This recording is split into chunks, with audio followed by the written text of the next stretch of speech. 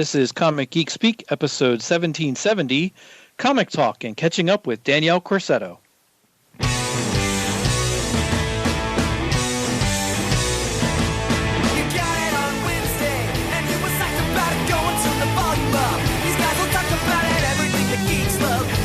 Laser beams, opinions like the seasons on everything you read in comics, movies, games, toys, artists, comic geek speak, comic geek speak, comic geek speak, comic geek speak, comic geek, uniting the world's mightiest heroes. This is. I'm Shane Kelly.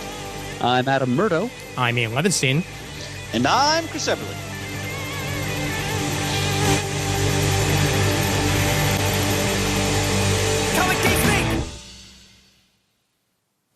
Never get tired of that tune. And brethren, I never get tired of hearing your voices. Amen to that, sir. Tonic for the spirit, especially in these trying times. Yeah. Well said. And in these trying times, back here to talk comics because that's what we do best. What's everybody been up to the last week? Well, I'm continuing with some Cheers rewatch. I'm up to season 8. We mentioned it a little bit off the air. And I've progressed in Wings to season 3, I think, as well. Reading a bunch of stuff since we did the Spider-Man show last week. I was reading the House of X and Power of X, and I'm almost through both of those. Shane, as am I. Nice, Ooh, fantastic. nice. Yeah. Yep. Music to my ears. Little confusing at times, but it's not terrible. Got it. Power of X to me is a little confusing. House of X is fine. Yeah. But Power of X gets a little bit wonky to me sometimes. I mean, you are juggling like 3 time periods, so it can. Yeah, that can be a little bit hard to follow at times. And for me, I haven't read an X-Men book since probably All New X-Men came out. Was the last one I read, and I didn't read the whole thing, but I read a pretty good chunk of it. Mm-hmm. All New, that's the Bendis stuff, right? Yeah. Got it. When he pulled everybody from another timeline. Right. Shane, let me say, because, serendipity, and this is thanks to Ian's recommendation, because I got the hardcover. One thing I've been trying to do to help support sort of our hobby is that I've been ordering trades from InStock. Mm-hmm. I just got a batch. I'm going to order another batch probably in the next week or so of things either I've always wanted to have in my library or I just never had and wanted to read. Yeah. And one of them I ordered was the House of X, Power of X hardcover. And Ian, let me tell you something. Mm-hmm. I've been this excited to read the X-Men in years. Hell yeah. And I look forward to what Shane's thoughts as well. I'm about halfway through it. And I've always been a big Hickman fan. I love how the kind of futurist spin he puts on his stories. And what I really am appreciating here is that because I love the X-Men since I was a little kid, I'm well versed in their history up to like AVX, and then I kind of dropped off after that. Mm-hmm. But his command, because Shane's right, like it can get confusing. You really have to know your X-Men history because his command of the different timelines. And like Nimrod and that whole concept. Yeah. He's going way back into the Claremont well with a lot of the plot devices that he's bringing up. And it's some of the most thrilling X-Men I've read in years because just like with Hickman did with like Secret Avengers and the incursions and all that, the stakes in this story are so epic. Oh, yeah. But not in like a way that like, I've seen this 100 times before. There's something so fresh and thrilling about his writing and his take on the concepts and the characters. Not to mention, and I mean this in a good way, for the first time in my history of reading the character, I actually find Charles Xavier absolutely creepy. Oh, my God. Oh, yes. Creepy. Absolutely. Like, what's great about this story is and as I mentioned in an earlier show, my first exposure to this version of the X-Men is the X-Men Fantastic Four miniseries that Zdarsky's doing right now. Mm-hmm. That's on hiatus until they can distribute comics again. Right.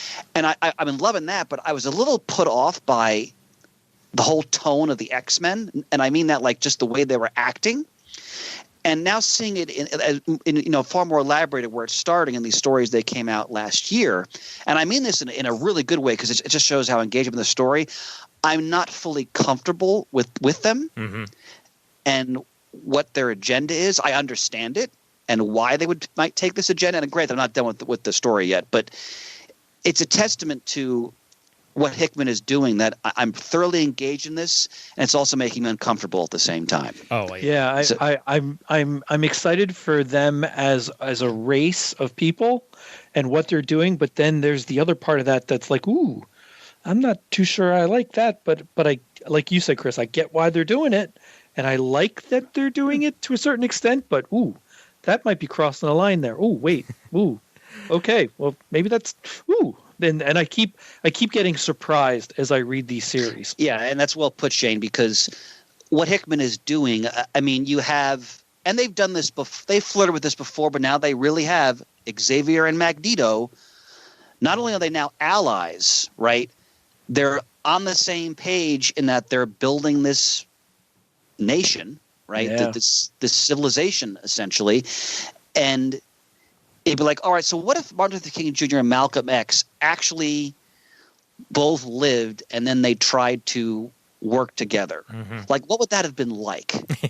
And, how would it have worked? Which is these just fascinating historical what ifs, because those two men only met briefly before first X was assassinated, then a few years later King. But this is because, Magneto, I think, is one of the most really detailed villains in Marvel's history besides like Doctor Doom. And for the people, like, there's been so much written about Magneto, about his past, about his psyche, about what a complex character he is. And you're getting that here. And that's where, like, I've always loved the Magneto character, especially when he's in the hands of a very skilled, because Magneto needs to have a very skilled writer because he's such a complex character. And you have that with Hickman, but he's also bringing out, like Shane said, I'm kind of creeped out by some of this. Like, it's like when you read the X-Men versus Fantastic Four miniseries, I mentioned this when I brought it up in an earlier episode, I really got the creep factor. Like Xavier really creeped me out in a way the characters never affected me that way before. So, and that I mean that as a compliment to how engaging this story is. And we don't exactly know like all of the things behind this version of Xavier yet, like whether or not this is fully him, or whether or not there's maybe even some Shadow King involved or anything like that. He never takes off that freaky helmet. Yeah, well, and that's part of the creep about it.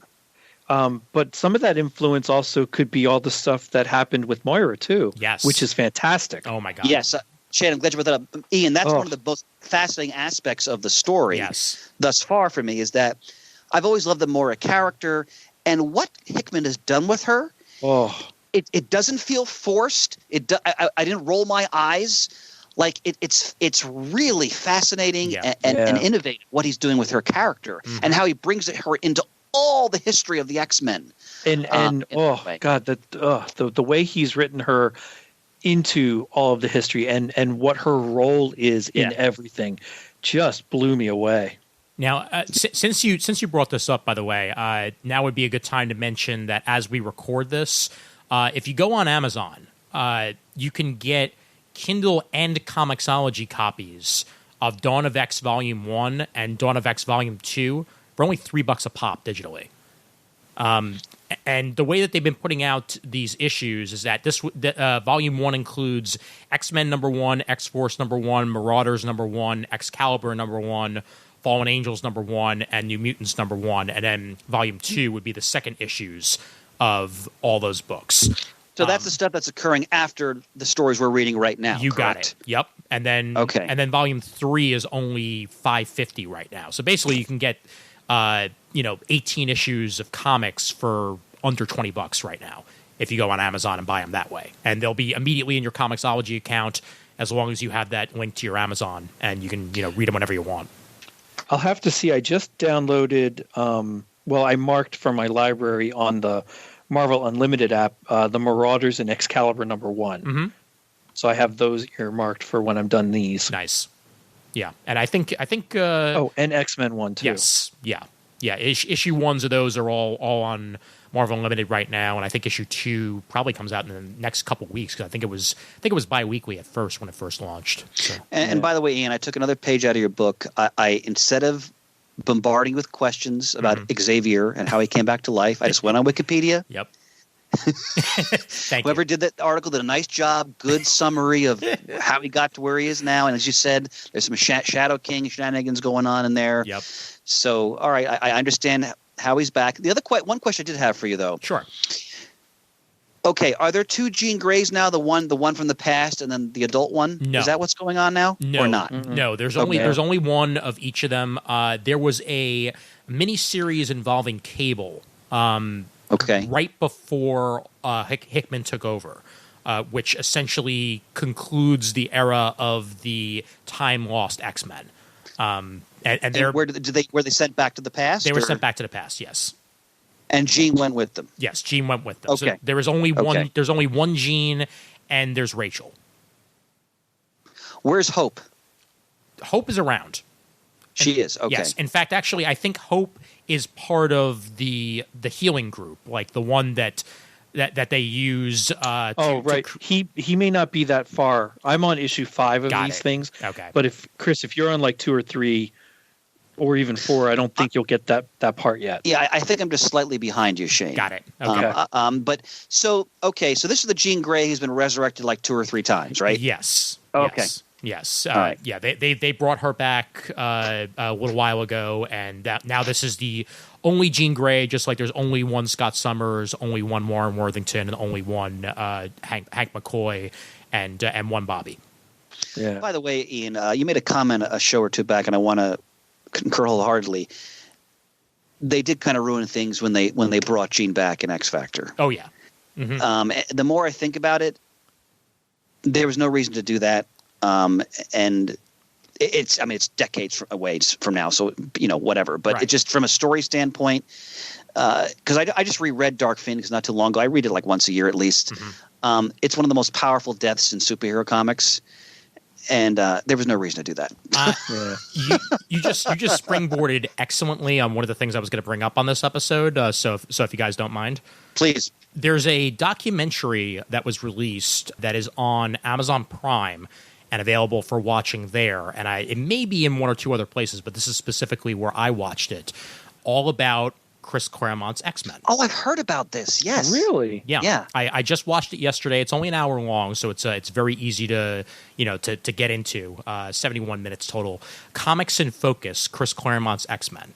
And it's a documentary that focuses entirely on his run from 1974 until 1991. It has like sitting on the couch moments with Claremont, Weezy, and Nocenti all in the same room. Oh, wow. Which is the backbone of the documentary because you get to see them talk about, firsthand how everything was happening and how they do discuss when Jean was brought back. At that time, Louise Simonson was only a freelancer. So she wasn't actually, an editor at Marvel at the time. And when Chris Claremont found out they were bringing back Jean, he flipped his lid. And they told him after hours, so he couldn't storm into Shooter's office and berate Jerry Maguire'd him. Yes, yep. Exactly. Well put, and he immediately called Louise, and Louise was like, "Oh no, that's impossible. Jim would never do that, especially without telling you. Like he's always been good to us and yada yada yada." And of course, turns out that was very much not the case, and they brought her back, and it essentially flopped with the first couple of issues of X Factor until they brought Louise in to try to right the ship a little bit. And it's really well told here. And Nocenti tells a little bit of her story of how she became an editor in the first place. She applied for the job, and they wouldn't tell her what the job was for. So she assumed it was for porn. And then later finds out that it's Marvel Comics and that she's going to be, working on the X books, and that's how that happened. And she was not really a comic book person when she joined Marvel. Interesting. But developed a love for it, as she was a part of it for as many years as she was. Well, she was an editor. She did some fantastic writing. I mean, did she co-create Longshot? I believe so. I'll have to double check that. That was with she did that miniseries with Adam Hughes, I want to say. Yes, right? Art Adams, perhaps. Art Adams. I'm sorry, you're correct, Mert. Art Adams. I always get him and Hughes mixed up, those names. Yep. Yes, there we go. Ann Nocenti and Art Adams. Yep. There you go. Yep. And she created such Marvel characters as Typhoid Mary, Blackheart, Longshot, Mojo, and Spiral. Yep. Her Daredevil run she did with John Romita Jr. is very interesting. Mm-hmm. We talked about that when we did one of our Daredevil. We did all the Daredevil spotlights. Yep. But a writer I've always enjoyed. She always takes a different sort of approach or perspective on the character she's doing, and her stories are always interesting. Some I like more than others, but very strong creative force. Ian, I'll definitely have to watch this because I got to tell you, because what you said really stuck with me because. I read all those stories, all the X Factor stuff, all like the blue and gold X-Men teams that Jean was in, and I was thinking then, and especially more now as an older person, like none of this is worth bringing her back. Like that's just my view. Like none of those stories for me, I felt required her to come back. There's only one story that does. Maybe the wedding with Scott. Not even that. Not even that. Yeah. The Adventures of Cyclops and Phoenix. Oh, that's a great. Oh, that was a good one. That Gene Ha artwork? Yes, it is. Oh God. Yeah, that is a great miniseries. I agree with you on that. Yeah. But Comics in Focus, Chris Claremont's X-Men. It's up there on Amazon Prime for anybody to watch, and it's really well done. And they do get interviews with Shooter and Liefeld, and like a whole bunch of Art Adams involved. Is Byrne in there? Byrne is not in there. No. Huh. Yeah, Byrne is not in there. It does not surprise me he's not in there, considering how I don't think they have the best relationship right now, him and Claremont. And Byrne had a hand in that Phoenix resurrection anyway. Yes, indeed. Yep. So, and funny enough, I forget whether I mentioned this on this show before, but did you know that Kurt Busiek also had a hand in it? Yes. Yeah. You actually, I think you brought that up, Ian. Yeah, I wasn't sure whether it was on this show or whether I'd said it somewhere else. I think you had. Yeah. We often forget now, or it just kind of gets overlooked as we talk about stuff going currently. But what Chris Claremont achieved on the X-Men and all the other titles around, like New Mutants and so forth, various miniseries, it's one of the greatest achievements in American comics. Absolutely. I mean, everything you see in these movies, the cartoons, none of it would exist without him. Yeah. I mean, go ahead, Ian. I'm sorry. No. Just to piggyback off what you're saying, he actually wrote a memo to the producers of the X-Men movie when they were in the weeds and basically explained to them what the X-Men were. And probably without that memo, we would not have gotten as good a X-Men movie as we got in the first place, because they were lost in the superhero-ness of it. And he outright told them they're a family more than anything else. That they are a group of individuals that are, separate yet equal in a lot of ways in their personalities, and that you have to like balance it just right in order to get the X-Men right. But more than anything else, they're a family. Yep. And thinking back as a kid, one of the first trade paperbacks I got it for Christmas in the early 80s. So probably one of the first ones Marvel did, where they reprinted the Dark Phoenix saga with a beautiful Bill Sienkiewicz cover. Mm-hmm. And it was one of the first trade paperbacks I'd ever seen. That and the Miller Claremont Wolverine miniseries, they also reprinted a trade in the 80s as well, because of just how popular that was. And I remember reading both of those stories, and I was, I don't know, 10, 11, 12, and I was so floored by what I was reading, by the emotion of it. And then as I started to read the X-Men regularly from the 1980s forward, like Claremont working with John Romita Jr. and Silvestri and Jim Lee and Wilt Portacio, run down the list, right? And what always stuck with me, and like you said, Ian, he knew those characters so well because he developed them over a 15-year period that you really could savor the subtleties of their relationships. And there was so much of that in those stories. For me, as we get in the 90s, I thought the X-Men started to kind of lose their way. Mm-hmm. And there was fits and starts in different creative teams, depending on what you're looking at. But that run Claremont did, like the Cockrum Burn stuff, which is all of that's amazing. But then forward, it's still a real reading pleasure. Yep, 100%. Yep, definitely. Now, Ian, what's the title of that Cable involvement with the all-new X-Men? Let me find that for you, because I regularly forget myself. Because it literally came right before everything happened with the Time Lost X-Men. Let me see if I can find that for you. Let's see. Yeah, I'd like to read that, see how that ended up. Because I know Time Lost X-Men was a great series, by the way. Oh, it was. Yeah, I love that. Really enjoyed that. Let's see. But even that came to a point, 20, 30 issues in, whatever it was, where I got a little tired of it and dropped off of it and didn't finish what happened. Yeah. But the first 2 years of it was great. I loved it. It was called Extermination. Okay. Extermination issues 1 through 4. It's definitely on Unlimited, so you can read it there.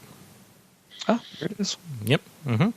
Excellent. And speaking of Marvel Comics, one last time before I shut my trap for a little while and let the rest of you folks speak, we got a new batch of free comics along the lines of what I mentioned last Comic Talk, as they'll be doing this once a month basically until Marvel and everybody else gets back up and running the way that they would like to. There are free comics available. You can get them either on Comixology or on Marvel Unlimited. You do not have to be a member of Marvel Unlimited to get them, by the way. But I would just get them on Comixology because they're there for free. Secret Invasion, issues 1 through 8 of Secret Invasion. The 2015 Secret Wars, issues 1 through 9 of that. Black Panther by Ta-Nehisi Coates, Volume 2. So this is issues 13 through 18 and 166 to 172 of that. Fantastic Four Visionaries John Byrne. Oh! Issues 232 to 240. Oh. Yep. Wow. Mm-hmm. That's good stuff right there. The Ta-Nehisi Coates Captain America, Winter in America, issues 1 through 6. Venom by Donny Cates, Rex. That's issues 1 through 6 of Venom's new current series.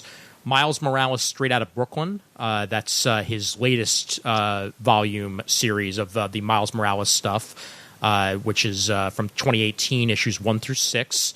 Volume 1 of Ms. Marvel, No Normal. So if you want to read the beginning of Ms. Marvel, the Kamala Khan version, this is from 2014, issues 1 through 5. Planet Hulk. Ooh. Yeah. Issues 92 to 105 of Incredible Hulk from 1999. Captain America Sam Wilson, issues 1 through 6. Doctor Strange, The Way of the Weird, Jason Aaron's run on Doctor Strange. That's good. Yeah, very good. Issues 1 through 5. And perfect timing on this one, Chris. Amazing Spider-Man Masterworks, Volume 1. So you've got the first 10 issues of Amazing Spider-Man and Amazing Fantasy number 15. Ian, proceed. Exactly. So all of that is available for you guys for free right now. If you go on Comixology or Marvel Unlimited, do it, because this is free, and if you get it on Comixology, it's always free. You can read it whenever you want. Is DC doing anything similar? Not yet, and I think it's because they're quote unquote back. But we'll see about that. What do you mean they're quote unquote back? Well, with the distribution models that they've been setting up, DC is trying to get their comic books into stores that are either opened or half opened right now. Post Diamond with no longer exclusivity. So they've got Diamond as their distributor, and they've got the other two. Yeah. Wait, who else is DC using for distribution? So since we recorded last, it came out exactly who they're using. They're using a combination of Midtown Comics and Discount Comic Book Service. Really? Yes. Yep. Interesting. Yep. They're the titles that they're going under Let me see. UCS is the name of one of the distributors, and the other one is. Let me see if I can find the name of it here. UCS is the Midtown Comics one, and DCBS's distributor. I forget it offhand. Let me see if I can find it again. But I mean, DCBS makes sense because they already have the infrastructure in place to do that. Exactly. I would think. Anyway, now here's a question I have for you. Then Lunar is their name. Lunar Distribution. Lunar. Okay. Now, has there been any talk? Granted, it's fluid, but any talk of continuing this even after Diamond reopens? I think so. Yeah.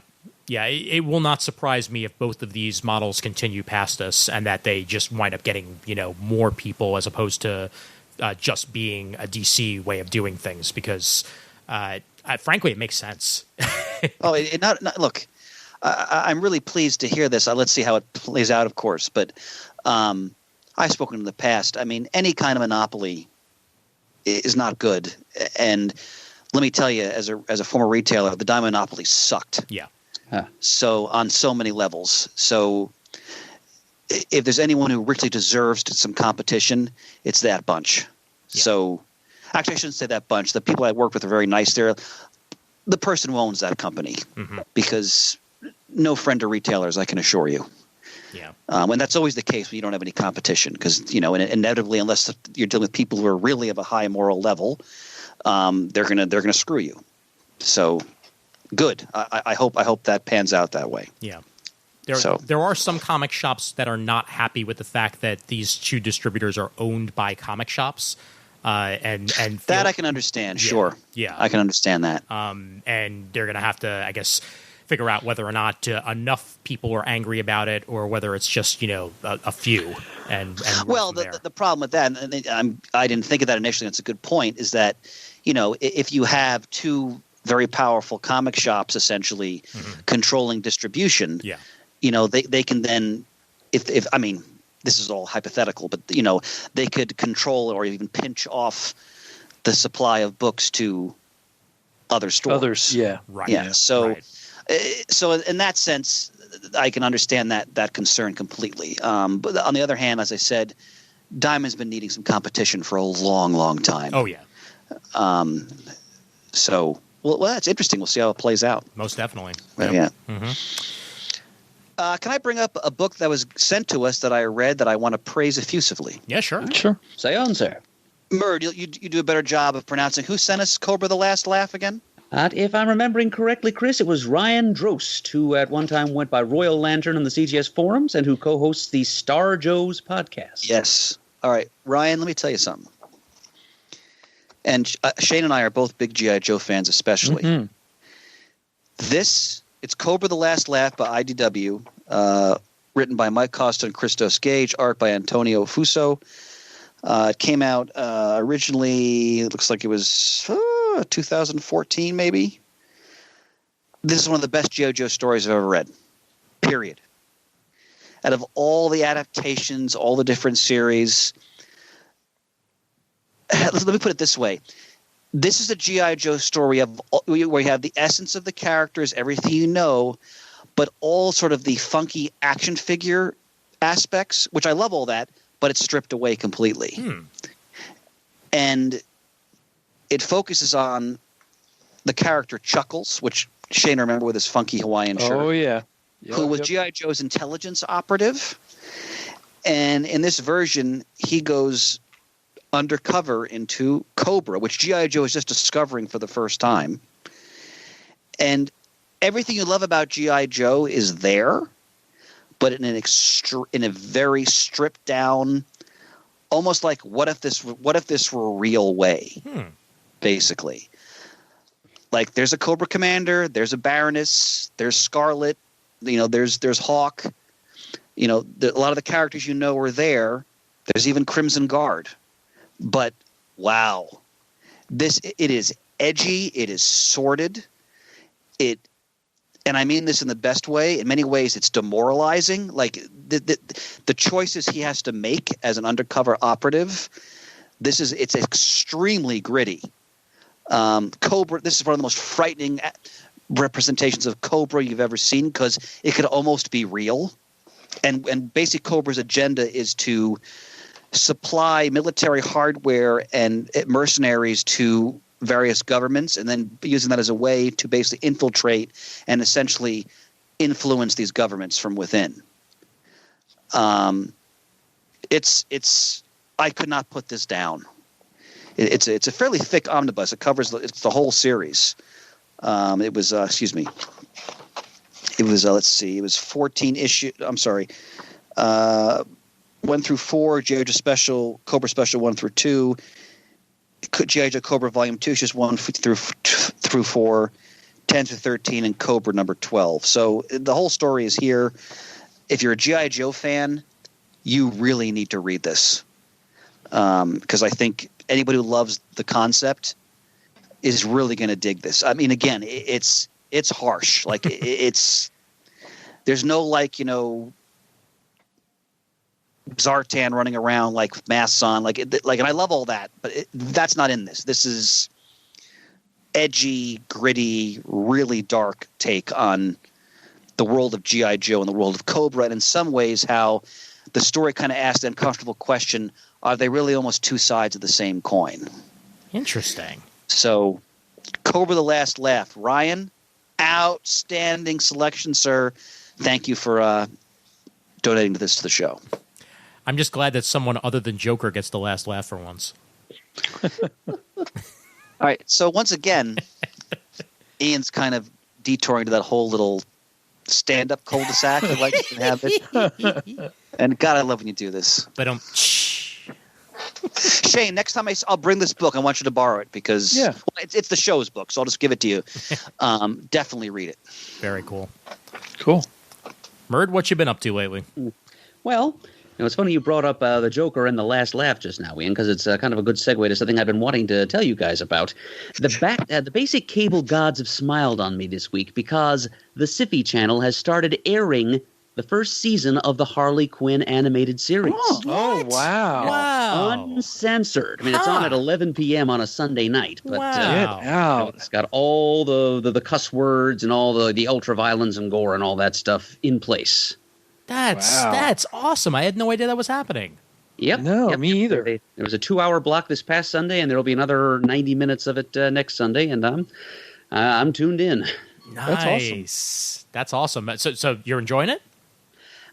Well, so far I'm kind of running, I'm trying to come up with a decent Harlequin metaphor here. I'm running red and black on it.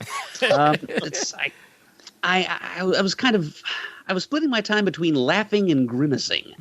Because it was some bits of it were laugh out loud funny. I mean, this is clearly adult material, as I think I just kind of hinted in my last description, that it's uncensored.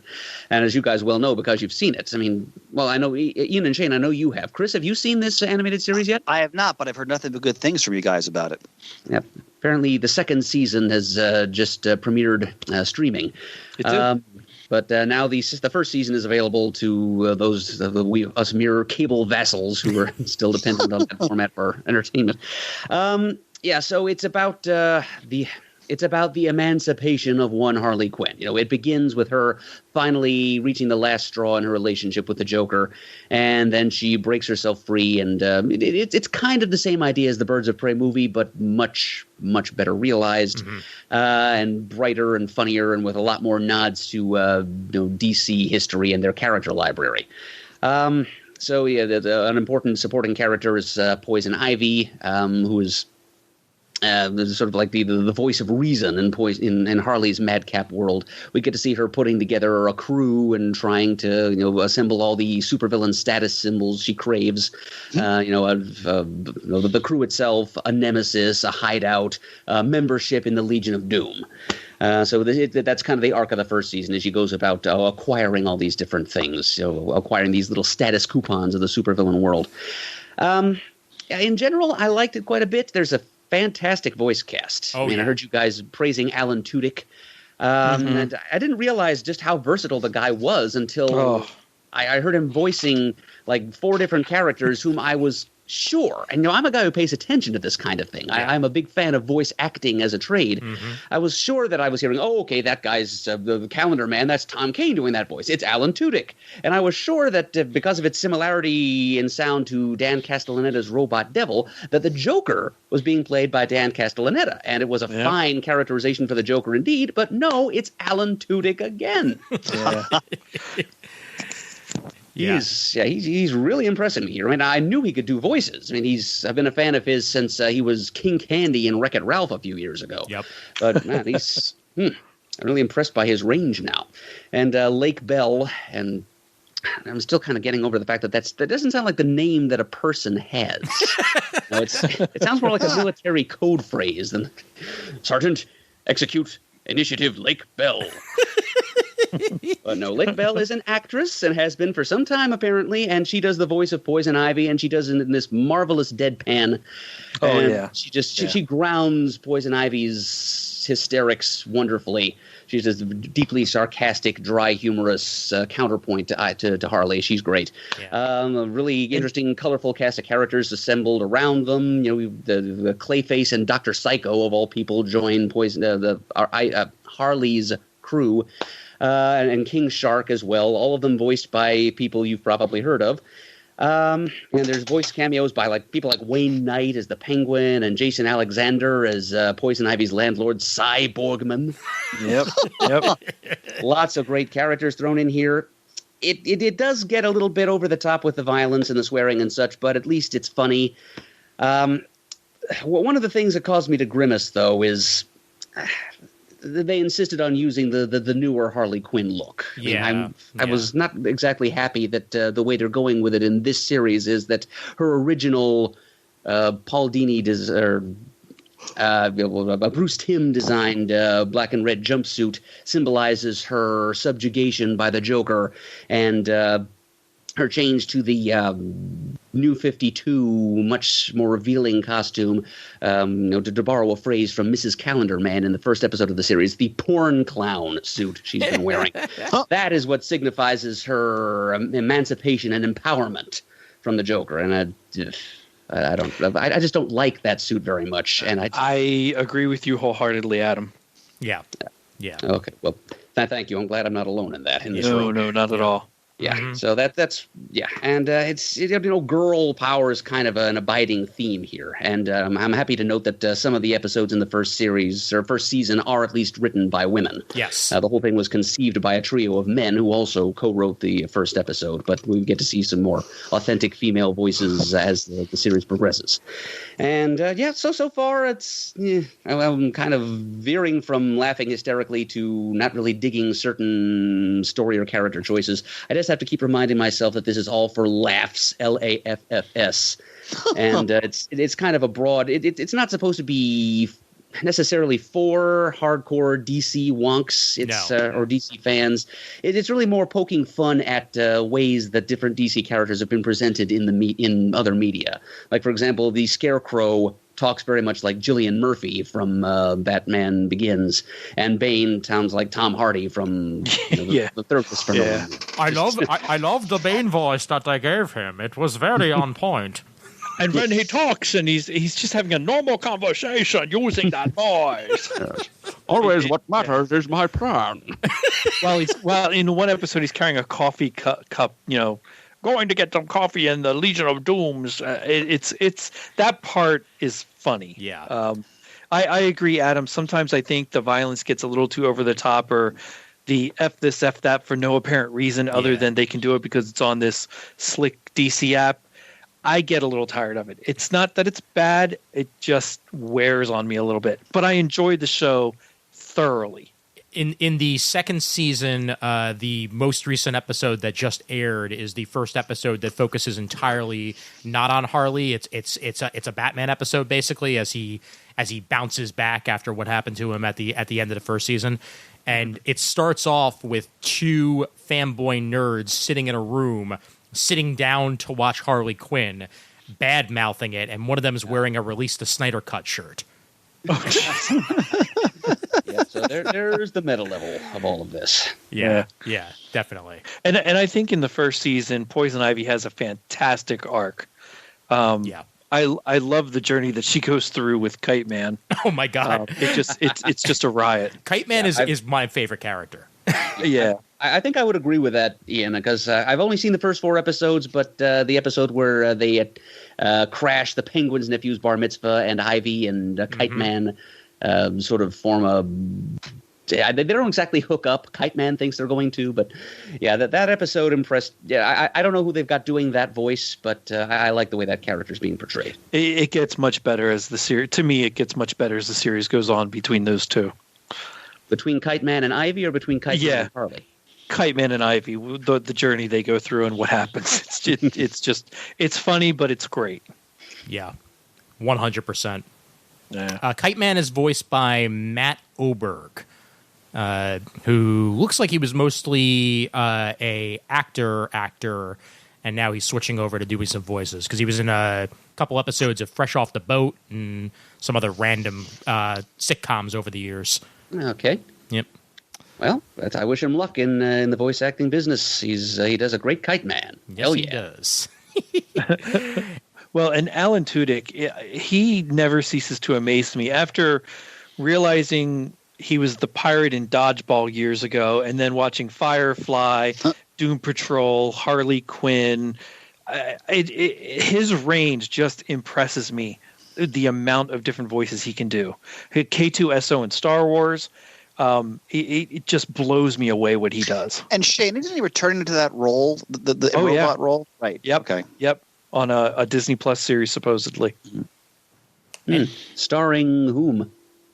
Alan Tudyk and the guy who played Cassian Andor. It's a Diego prologue, Luna. right? Yeah. Yeah. And he Tucker and Dale versus Evil is one of my favorite low rent movies that Alan Tudyk has been in. Where Jamie Hatton was just talking that up on his Facebook feed today. So yeah, that's twice I'm hearing about it on the same day. Go figure. Yeah, it's a movie where these it from the perspective of the teenagers, they're in the middle of a horror movie, but to Tucker and Dale, it's just another day in the woods. And basically, the teenagers think that they're like these evil hillbillies who are out to kill them, but they're just Tucker and Dale. and it goes from there. It's a very, very funny movie. I love that movie. All right, and speaking of middle of the woods, well, no, that doesn't really work because we're talking about a town but oh well, close enough, right? How about we pivot over to our conversation with Danielle Corsetto? Oh, yes. Sounds good to me. Excellent. And take it away, us. And then, like butter, we are joined by the one, the only, Danielle Corsetto. I am the only one. I've checked. Seriously, though? Yeah. Wow. Oh, my God. There's a Danielle Corsetto that has the Comcast email address that I wish I would have had. That's the only one. Dominic or Daniel? Either way, screw that guy. Yeah, forget that. My dear, your personality is singular, exhilarating, and scintillating. I'm unique, all right. And if we get all of those statements out of Chris, then you're all right. You don't say that about anybody. Exactly. I'm just glad to hear Danielle's voice. Me too. Oh, you guys too. It's been a while. Y'all. It's been a while, It has been a while. Yeah. Oh, it's been forever since I've been on the show, eh? Yes, it has actually. Wait, Yeah. did you just say A? Did you say Go A? Canadian? Hey, you hooser. I Yeah. forgot. This is Yeah, rapidly becoming a charity interview. Holy man. I know you all are north of me, and I just figured I better make sure that you understand what I'm saying. So I I'm think, the only one here, eh? according to our archives, Danielle, the last time you were on was CGS by the Sea 2014. Wow. Episode 1502 on September 2nd of Look at you. 2014. Yep. Oh, it was probably, I think I had announced that I was going to end Girls with Slingshots back then. I believe so, yes. Yeah. You were there for your signing tour. Yeah. Yeah, sure, I trust you. Yeah. I don't She remember. has no idea what you're talking about. Nope. I know. Chris has known me a real long time. Outstanding. Well, Well, you're here for many reasons, not just to catch up and to make Chris laugh, but also. Oh Christ! Oh no! Terrific. Amazing. Somebody's got a new book, and that person is you. Oh yeah, you're not wrong. Tell her more about it, Ian. Tell me more. Tell me more. Well, you see, it's called Elephant Town, and she can probably say it a lot more eloquently than I can. Elephant Town. That's pretty good, actually. I don't know. That might be the first time I've said it out loud. Right in your voice, folks. I'm just at home alone, you know. Can we get this flash of the pan out of here as quickly as possible? Come on, let's move along. Holy Anybody mackerel. else that knows about it, it's all signals, signs, and typing. And Morse So code. it's funny. It's funny that you say I have a book because I have 3 pages so far, but I will be making a book. It will be very long. It's going to be a very, very long book by the end of it. So it's going to be longer than 3 pages. Got it. It's going to be 5. Yeah, I've been working on it for a couple of years now, and I only have the first 6 chapters written. Mm-hmm. But I decided I figured I should probably go ahead and just release it online in small chunks as I draw it, and that will actually get me to complete it. But it's going to be about 600 pages by the end of it, I'm pretty certain. Hot damn. Yeah. In my head, I was thinking it was too short, and then I forgot that most graphic novels are not that long. But she found a way. A very thick spine. I don't know what this book's going to look like by the end of it. I mean, how many years has it been percolating in your brain? You know, it's funny. Actually, this book never wound up happening, but I was asked by Oni to do a book in 2009, I think, and I gave them 4 different ideas, and this one was one of them. It was not the one they picked, but it doesn't matter because I wound up not making the book that they picked anyway. I thought it was going to work out. It didn't. They didn't give me a deadline, and that's what happens. Oh, boy. So it's been in the back of my head. It takes place in my town, in Shepherdstown, West Virginia. Mm-hmm. And which Chris has been to, and he can. Oh yes, is lovely. It's a super small town, and I just felt like not many people write about small towns. So, or I don't know. I feel like most books and movies take place either like in a city, in the suburbs, or in nowhere. You know, in the middle of nowhere. Right. And I love the small town life, so I wanted to kind of share the rumors and how it's like a big game of telephone throughout the town, and how misinformation gets spread really easily in a small town, and you can trace it back really easily as well. So it takes place in a house that is right down the street from me. I almost moved into it, and I didn't. And I found out later that it's good I didn't. It's like a big house that's been broken into 4 different apartments, and you can hear everything that happens with the other tenants. Yeah, it sounds wonderful, right? So I dodged a bullet, but I got inspired by the idea of being able to hear people without really knowing them and hearing their conversations, and that's pretty much what the book is about. See, I get a similar experience, but I get the city version of that, which is just really, really thin walls. So I have every idea of what my next door neighbors are doing 3/4 of the time. Oh yeah, yeah. That's a great time. Sorry. Yeah, not the best idea in the world, but that's city living right there. Ian, where do you live? Can I ask you that on the podcast? Sure. Or should I ask you that off? Born and raised in Brooklyn, currently in the Bronx. In the Bronx? Oh, that's right. I've known that before. I forgot. Yeah, I mean the building that we live in is a very nice building. It's just it also has very thin walls. You can tell exactly when it was built, and they were like, "Crap, we got to put this up as fast as possible." Building materials, what are those? Poster board, whatever's around. So yeah, it's a fun time on the 3rd floor. Good times. Mm-hmm. I want to point out, if I may, that Miss Corsetto, I mean, she and I, we've all been friends, but she and I have been very close for many years. And I said, I don't pay comments lightly, if some listeners don't know, is an enormously talented artist and creator. Everything she's done, I've loved, and I have no doubt this is going to be exceptional. Oh. And it demands, and I'm sure it will demand and deserve our support. Oh, so I'm really looking forward to this, because you and I have talked about this idea, because you like you said, this has been percolating for years. Yeah, you've definitely heard it. I'm really looking forward to seeing the finished product. Oh, well, thanks. Now I have something to live. I got to live up to your standards. Damn it! Everybody who just heard that. My dear, my standards were already met when I first saw your art at Pittsburgh Comic-Con in 2003. It was obvious then you had the stuff.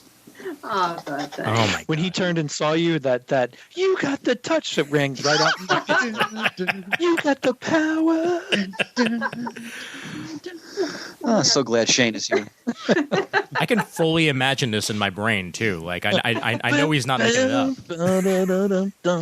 Jeez. I'm here playing air keyboard. Wouldn't have it any other way, Murd. I should also point out, if people like to go out adventuring, Shepherdstown is great to visit because don't think of the stereotypical West Virginia because the town is nothing like the stereotype many people probably have in their minds. It's pure Americana. It's very charming. A lot of shops with great personalities. Really great place to visit. Yeah, I'm here forever. I came here for college. It's also a college town, and I just decided I should just stay here for until I die. Hopefully not anytime soon. Hopefully. That would be nice. I want to finish this damn book, and then I can die. How much of a college town is it? Like about how much of it is taken up by youngins? It's weird because it's and I was the same way when I was going to college here. It's we got maybe like 4,000 students, I think, at that college, but it doesn't somehow, even though it's a very walkable town, it doesn't really integrate in the town very much. So you have people who are from the town who are going to college there that are townies and are already kind of established in the town. But the rest of the students pretty much stay off of it. The college makes it really easy to just stay on campus and pay for everything with a college credit card or whatever. It's associated with the college. So you don't see as many people down here as you would. Although this has been great for my boyfriend who just got back into skateboarding because he's been skating over every inch of empty parking lot recently. Because we do usually have the students are on campus; they all stay there, and then we have summer tourists as soon as the students get out of college. So it's a pretty weird ghost town right now. It's actually a very haunted town also. So that's there's going to be maybe a little talk of that. Some of the history and myths of the town will be in the book. Well, speaking of that, you told me a little while ago, Danielle, a story about Shepherdstown Past that helps to explain why this open-ended graphic novel you're working on is called Elephant Town.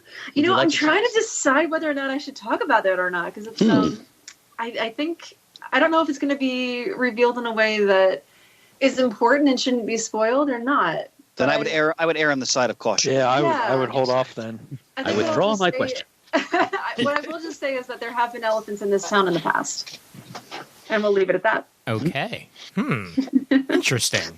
Invasive species. Yeah, not a lot of towns have an elephant population in the United States. This one has an unusual elephant population. But you'll read about it in the book. And my dear friend, I wanted to point out the pages you've posted thus far already drew me in, especially the way you use the portrait that was put on the mantelpiece. Thank you. So actually, I feel like I should talk about the way that I'm putting this out because it's kind of unconventional. And yeah, sure. I'm a little, there's always a bit of me that's a little bit nervous about things, but I think it'll go just fine. I've been basically just making my living off Patreon since Girls with Slingshots ended. People have been incredibly generous in supporting me just taking the sabbatical that was much longer than I anticipated to prepare to do this next project. And what I decided to do is just put the pages up on Patreon as I'm creating them every Monday. And I'm making the first 4 chapters free. So anybody can read them. You can share them with anybody. After that, it'll be $2 a month. So still pretty low buy-in. You'll be helping me to continue creating it. But I'm still trying to figure out exactly where else I can put it. I think by the time I finish each chapter, I'll put it up on its own dedicated website. So Patreon will be more like where you can read it before it comes out. Mm-hmm. But there's an additional thing. This is the reason why I'm bringing this up. When you mentioned the girl in the frame, the old woman in the frame covered with cats, that was actually something that was submitted by one of my patrons. So what I have going on, and I've been doing this for the past year as well, is if you're a patron who pays $3 or more per month, you have, I haven't done very many of these yet. I'll probably be doing a lot more as I'm drawing, but you basically are able to vote on things that happen in the book without knowing anything about the context. So that was actually something that I basically just asked $3 patrons last fall sometime. I said, what's in the picture frame? That was it. You don't get to know what it's about or anything. And somebody said, an austere woman surrounded by gazillions of cats. And so it's on page 1, and it actually changes the conversation with the characters by the end of the chapter. That's really cool. That's cool. So it'll be kind of fun. I feel like there's a lot of stuff that patrons who have been around for a long time will recognize as the pages come out. They'll be like, oh, I'm the one who came up with that. That's the thing that's in the book. They're just little details here and there. I mean, those are my favorite type of Patreons, to be honest, are ones where there's actual, back and forth and communication between creator and fan. Yeah, so same. That works really nicely here. Yeah, it'll be really fun. It's also helping me get out of writer's block whenever I'm like, I don't know, what should they be? I'll just ask my patrons to help me come up with something. It's a win-win. Yeah, absolutely. And you said so far you're how many pages in? 3. 3. Okay, got it. Okay, all right. Kind of 3.5. There's like a prologue image in the beginning that will tie into the rest of the book later. But got it. That's pretty awesome. I mean, and in general, like Patreon seems to be at least in some ways a medium that I feel like more and more artists are going to, like you say, you make your living off of it, but to actually put out product. Whether it be sketches or fully formed comics, because, basically they're getting the money, every month, and it's a good way to, continue to get that flow in, especially in the dubious times that we currently live in. Right. Yeah. Yeah. I feel a little bit guilty actually, because it's a very good time, not to make light of it, but this is a convenient time for anybody who has an ebook coming out. And this is essentially what I'm doing, because everybody's stuck at home and wants something to read and get their mind off of things. So I didn't mean for it to come out in the middle of a pandemic, but that worked out okay. I'm glad to finally be releasing it now. It'd suck if it was way after things get settled down a little bit. Oh boy, yeah, it's just a weird time. Yeah. Well, and I'll have to tell you, I did a Google search, and all I entered was Elephant Town Danielle, and a picture of you came right up. Oh God, was it a good picture? Yeah. All right. Let's see. And then the other thing, I love that you say you love small town living, which I knew.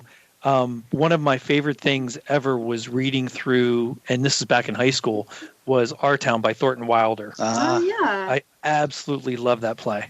Oh, man. Yeah, we Great put that play. on in high school. Yeah. Yep.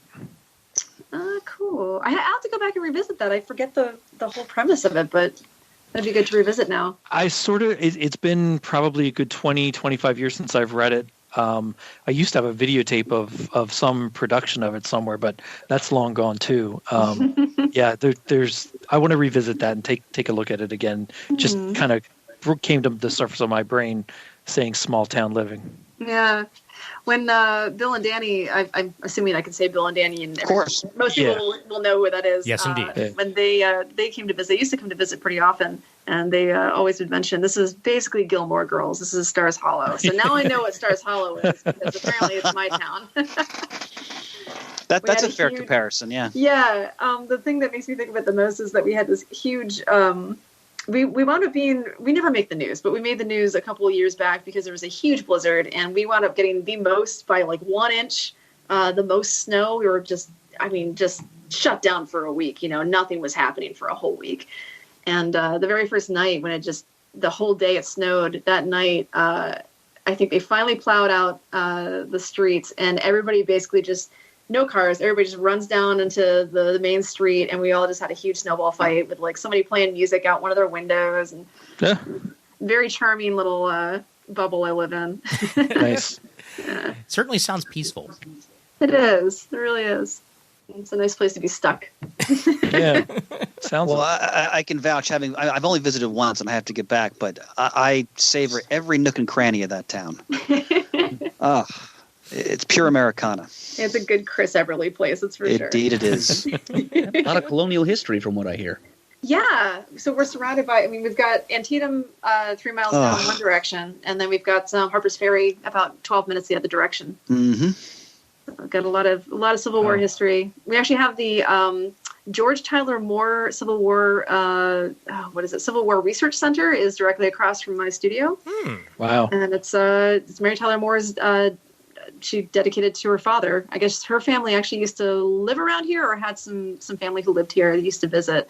And her dad's a big Civil War buff, so she dedicated the place to her dad. Wow. Yeah. Look at you up on all the Civil War details of the area. Look, I've lived here for 19 years now, and I feel like I need to know some shit so that when people ask me questions on the street, I can act like, a proper townie. Well, when I visited, and this is a ways back, but I remember I went to the Antietam battlefield and walked it and went, because it's right over the border there. And that was thrilling. Part of me wishes I had that Civil War documentary music on hand so I could start playing that over this conversation right now. Oh, come out when there's a reenactment. We have them because it is right across the street from me. You'll have all these people in period clothing, having little fires and their little pup tents and just hanging out. I don't know, boiling stuff on a fire. I don't know what they're doing, but they're doing some Civil War stuff. Oh, man. Oh, my God. Yeah, Civil War stuff. Killed 600,000 people. It was just Civil War stuff. Like you do. I don't think they do that anymore. I'm glad you didn't say that they're just camping. I mean, that's what it was. It was a civil war. Everyone was nice and civil. Oh, really, wow. they were just talking to each other. The guns were just there for visuals. Absolutely. Absolutely. There is one time, sorry, if I take way too much time talking about Civil War and small town charm, shut me up. But the guy across the street from me is kind of lives on a different dimension in his brain. And he occasionally will just come out with I guess it's just what is it? It's not a rifle. It's like a air gun or something like that. I don't know what the differences are. I know nothing about guns. But does it shoot real bullets or not? I don't know. I just know that it looks like a rifle. Either way, I didn't know him very well when I moved in here, and I saw him just ambling down the sidewalk with this rifle, and I called 911 and was like, I just want to, just in case, non-emergency. I don't know anything about this guy, but I don't know. He's walking around with a rifle, and the guy had to ask me. He was like, "Oh, you live in Shepherdstown."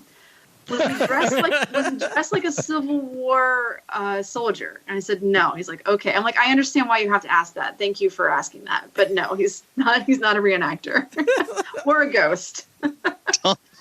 See, it's good we're talking so much about the idiosyncrasies of your town, because that's what's going to suffuse your book.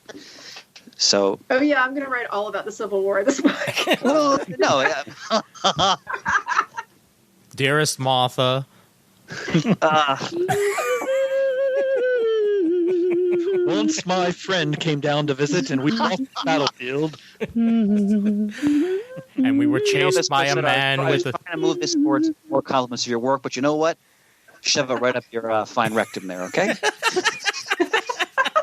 Outstanding. Well, speaking of the work, I do see the $5 tier on your Patreon includes art lessons. Oh yeah, so a couple of years back, I used to teach at the college here. So one of the things that I did on my sabbatical, which wasn't, I guess, a real sabbatical since I was working, but I did a few college classes as well, illustration classes, and I basically decided, because the college doesn't pay hardly anything to adjunct professors, which is fair. I went to school there and paid it off the tuition really fast. It's really cheap tuition to go there, so makes sense. But I got paid so little, I was like, I may as well just ask them if I can put these up online. And luckily my advisor was like, God, please, yes, do anything to make more money than what you make here. Go do it. And I made 6 times as much by offering those classes on Patreon. Wow. That I did by actually teaching, which is not saying much, honestly, but still, it was very helpful. So those classes are still on there. They're in the archive, so you can go back and, I don't know if you know this, but if you become a patron of somebody who's been on Patreon for a while, you can go back and look at anything that they put up over the years that's in your tier. So this was previously a $20 a month tier, and I just decided, you know what, it's been up there for so long now. Some of the links are broken, but 90% of it's still there. I'll just allow anybody with a $5 a month tier to go ahead and look through the archives.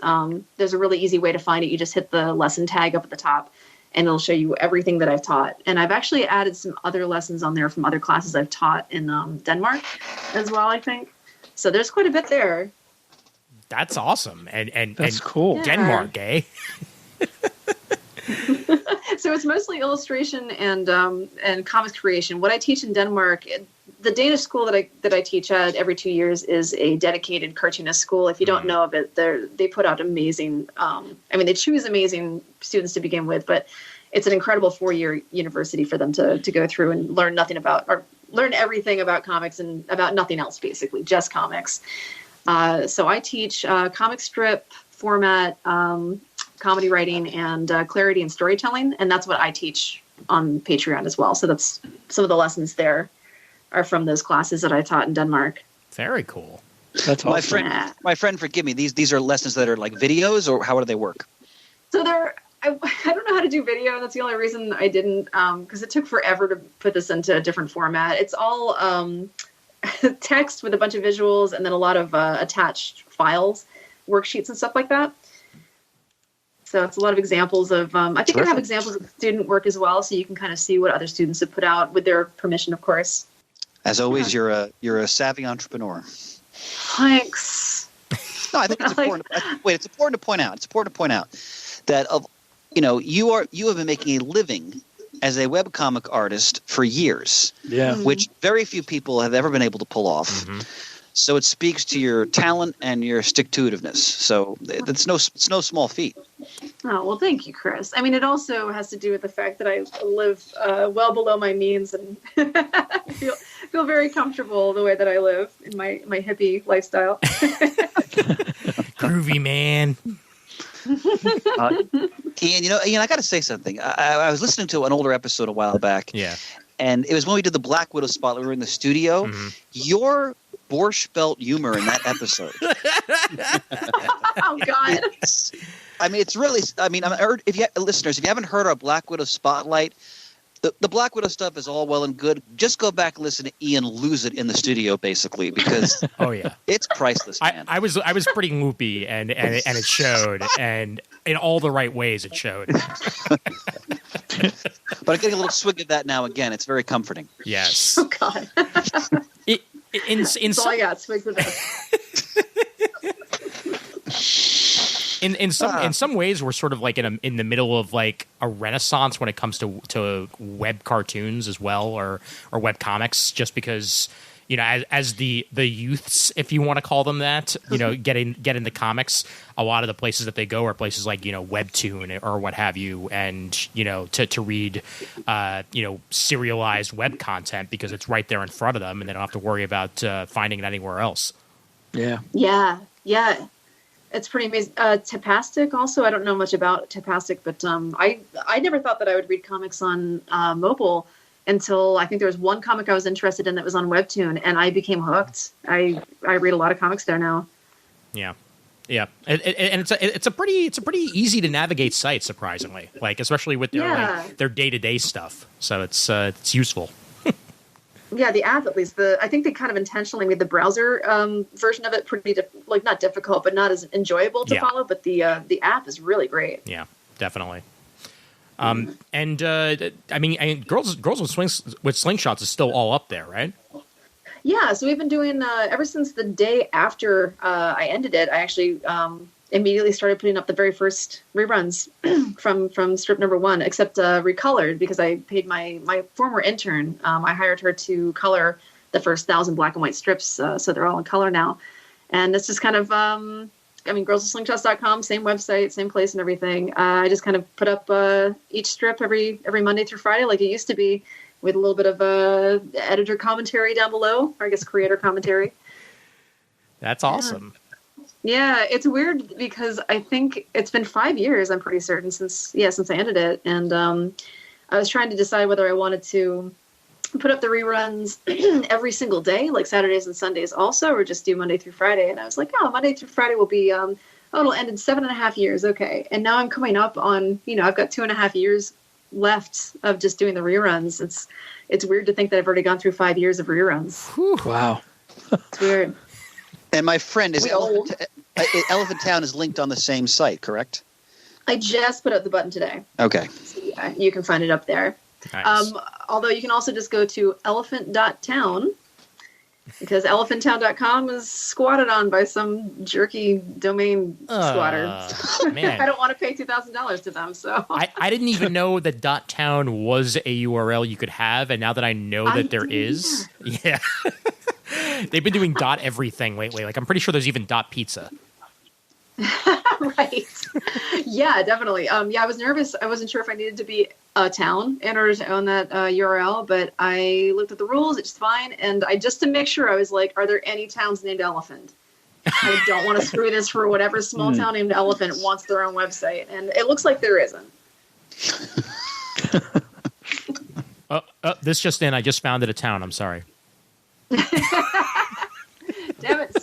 Right in the middle of Wyoming. There's plenty of open space. Nobody cares. It's fine. May 6, 2020, Elephant Town. Oh, man. Good times all around.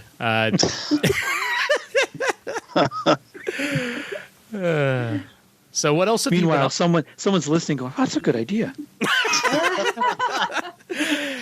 I've been thinking about becoming a mayor for a long time, and I really like Animal Crossing. So this would be. I like that. Yeah, that makes sense. God, I've been playing Animal Crossing whenever I can since I got a hold of it. It is my freaking addiction. It is so stupid and yet awesome. Can we go around the room and talk? Because I feel like there's at least two people here who I know are going to have weird answers for this or not answers. Can we all confess to things that everybody else got sucked into since this lockdown that you maybe are embarrassed by? I think you already got Animal Town. That's definitely embarrassing. Animal Crossing is embarrassing, but it's also awesome. Animal Crossing. Yeah. Because I wound up watching Tiger King, and I didn't have any intention of doing it. I wound up buying a Netflix account for the first time in my life. Oh, my God. First of all, my friend, I'll jump in here because, as you know, I'm more or less incapable of feeling embarrassment. I watched Tiger King, and I recommend it in sort of from a very sad, twisted perspective. So definitely check it out. But it's not like you need to watch before you die or anything like that. But it's not a bucket list type of thing. But it kind of works, especially in the context of being stranded at home. So, and I know your sense of humor, and also your sense of pathos. So you'll enjoy it. Well, I don't know if enjoy is the right word, but you'll be engaged by it. Oh boy, yeah. More importantly, you'll watch Tootsie at last. Look forward to discussing that with you off the air down the road. Yes, it's been so long, and I finally watched it because it was on Netflix. Yep. You never watched Tootsie before? Nope. No, and oh my God, always talked about it, which is so fitting for his personality. Oh, so both Chris and I, great film. Yeah, yeah. Both Chris and I did the opposite of it, of what everybody else did, and saw the play before the movie. Yes. More of that bass awkwardness. Real or not? Yeah. This is real. Yeah. And the play is excellent. The play is really freaking good. It's closed now. It was actually closed before the pandemic. Yeah. But it was fantastic. Yeah. Wow. It was so much fun. Of course, there's a musical. All right, Shane and Adam, I want to hear, especially Adam, what if there's anything you've been sucked into that. Well, I'll go so I can let Adam go because he'll talk a lot longer about something more interesting than me. I really Shane, but go ahead anyway. My wife and I kind of got sucked into on Netflix the remake or sequel of Fuller House. Oh. And we're on like season 3 of it. Like once a week or every other week, we'll end up sitting down in the living room and one of us will say, well, let's just put it on. We'll watch a couple episodes and like 5 hours later, we've binged the whole season or something like that. So, yeah, I wouldn't say embarrassed, but yeah, it's not something I expected to watch and enjoy. No, you should be embarrassed. That's great. And Adam? I have been watching a lot of Game Show Network. Fantastic. That's great. Yes. So nothing's changed. Tremendous. Yeah, I really had not regularly watched Game Show Network at any point in my life till now. But no kidding. I kind of pictured you watching them. Yeah, but see, my options for addictive, guilty video pleasures are far fewer than my comrades here because I don't stream anything, so I have to rely on whatever basic cable is giving me. And it just so happens that it's Game Show Network, so I've learned to appreciate John Michael Higgins on America Says, and I realized exactly how repetitive and how tawdry Steve Harvey's Family Feud is. Well, tell him what he's won, Johnny. But on a cleaner note, though, I have also bought from Amazon 2 40-episode collections offered through PBS of Mr. Rogers' Neighborhood. That's What a awesome. great choice. Yes. I mean, I used Mr. Rogers to self-medicate while I was semi-traumatized out in Ohio, far away from home for the first time at grad school. And now here in these very uncertain, frightening times, it's just nice to hear that daily affirmation that that there's no one else in the whole world quite like me, and people can love me just the way I am. Yeah. Can I just say how perfect casting it was to have, Tom Hanks, Mr. the nicest man in Hollywood, play Mr. Rogers? It was so dead on. He's have to watch that, relative yeah. of Fred Rogers, too, which is the surprising thing. Yes, that's true. Yeah, they're distant cousins, I believe. Huh. Yeah. But it's a really well done movie, and Mr. Rogers is not actually the main character of the movie. Right. But everything they did with him was just so spot on, and he just captures the character of Fred so perfectly. So it just made me happy. That's awesome. Yeah. Ms. Corsetto, I want to point out that you're affirming primal sounds you make. The awes, they've always given me a very warm, reassuring, snuggly feeling, despite how syrupy they are. Somehow you still pull it off. And it's damn well here. And I won't say I was thinking anything less than snuggly and comforting by them, but I was thinking also of Muppets Take Manhattan with Phil and Jill in the diner. Well, hello, Phil. Hey, Jill. Let's get the bill. Oh, God, that's what I was going for. Ocean breeze soap will make you clean. Mike has a Disney Plus account just for the Star Wars Mandalorian. I think is the only reason he got it at first. But I did notice there's a lot of Muppets on there. So there's a lot of everything on there. Yeah. I'm wanting to go through and self-medicate with that, actually, the same way that Mert is with Mr. Rogers. On Saturday mornings, I go and make breakfast for whoever wants it, and I put on Spider-Man and His Amazing Friends, Disney's Gummy Bears. I watch an episode of DuckTales, and then I flip over to the DC app and watch Super Friends. Oh, nice. But yeah, some of that nice old-fashioned, comforting Disney goodness that I love. Shane, let me translate for a minute because I'm well versed in Corsettoese. Nice. She's never seen Super Friends. But she's such a nice, affirming person. She's going to still make that comment. Well, God, it has the word friends in it. I adore you, my dear. And they're super. Meanwhile, at the Hall of Justice. Meanwhile, speaking of Muppets, the fact that Apple TV has a Fraggle Rock reboot. Oh my God, that was a lot of fun. Yeah, did not see that coming, and I grew up on Fraggle Rock, and I'm just happy to see it back in one way or the other. Yep. Oh. Yeah. Shut up, Chris. We all know what that means now. We know the code. Oh, the Fraggles. I love them. Yeah. Froggle Rook, exactly. Stone and Frog. Have you got the Twiddlebugs in them, right? Have you seen Cheers, Danielle? Because that's the other thing I've been binging. No, I haven't. Season 8. Oh, you're on season 8 already? You're season 8. You're ahead of me now. I'm still on season 7. Yep. Yeah. Robin Coldcourt just came in. Great character. Great character. Well, now that you have Netflix, Danielle, you can binge Cheers and thank you. Know exactly what you're talking about. I should. I mean, can I just go right to? I should just go ahead and watch season 1. Oh yeah, absolutely. Okay, yeah. It's it's like 1982, whatever, when that came out. I think it still holds up. Yeah. Other than the apparent absence of cell phones and other technological things we see on every show now. Yeah. You wouldn't know it was made 30, 40 years ago. Oh, It's everything is relevant. It's hilarious. Nice. They'll throw out the occasional reference to a politician that you'll have no idea what they're talking about, or a ball player from Boston that was playing in '82 that nobody remembers, but that's about it. Yeah. So what you're saying is that anybody my age or didn't know anything about the 80s will feel the same way of watching Cheers as I do about watching anything. Yeah, basically. Yeah. This will not be any different from anything else for me. I mean, Cheers started 2 years before I was born, so that says a lot about it. But I'm enjoying the heck out of it just watching through it. So yeah, it's really good. We started watching The Office. I had never seen it before, and I feel like I really missed out. This has been great watching The Office, which every other human being has seen. I actually have not. I've watched some of them, but I've never watched the whole thing. But I've seen some episodes. Yeah, I've tried once or twice. Comedy Central runs the reruns constantly. I just cannot get into it. It's not my kind of humor. Yeah, that's fair. Yeah. I wonder if Parks and Rec would be more your humor, Bird, because I mean it's a similar yet different show. I don't like the whole mockumentary format. Got it. Yeah.